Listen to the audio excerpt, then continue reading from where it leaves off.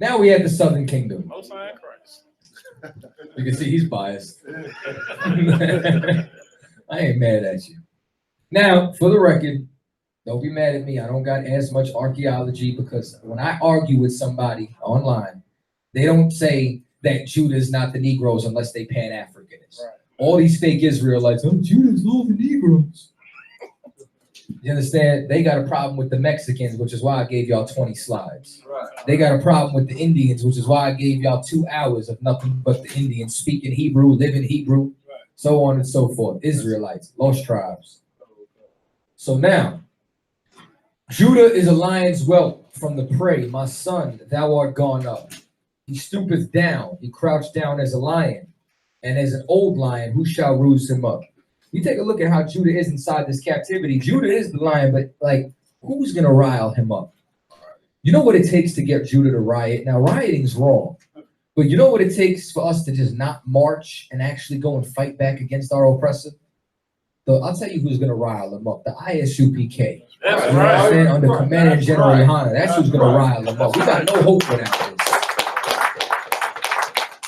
So now, the scepter shall not depart from Judah, nor a lawgiver from between his feet. Why? Because all the major kings came from Judah, came from David's line, because Yahushua, as our king, is a Judite. And it says, now until Shiloh come, meaning what?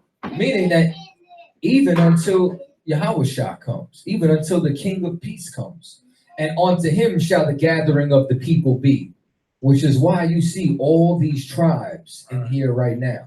Which is why, if you were to pan this, we got a Benjamite right here. We got an Ephraimite right here. We got a Judite right here. Oh, what else we got going on down here? We got all the tribes up in here tonight, damn near. You understand why? Because we serve our King Yahushua. Because that's what was going to unite our nation back together.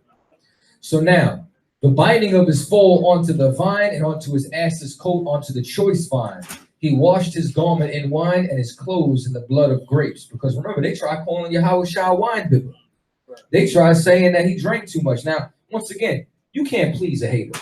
Right. You understand? Like they saw John, and John was in a perpetual state of fasting. And they were like, oh, he must have a demon. And then they saw Yahushua, and he wasn't fasting all the time. He was drinking that choice wine.